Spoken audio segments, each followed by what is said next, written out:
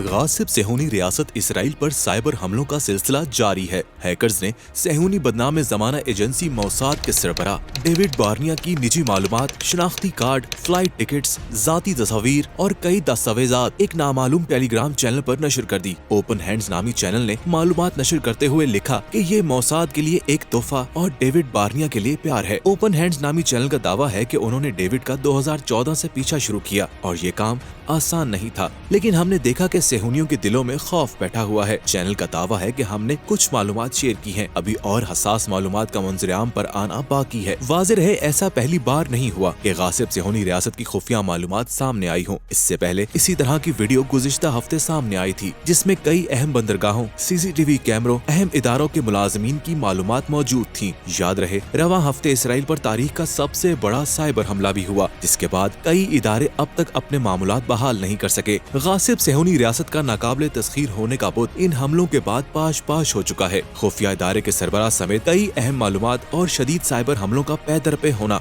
ये साबित करता है कि आरजी और गासिब सेहूनी रियासत का ज़वाल शुरू हो चुका है।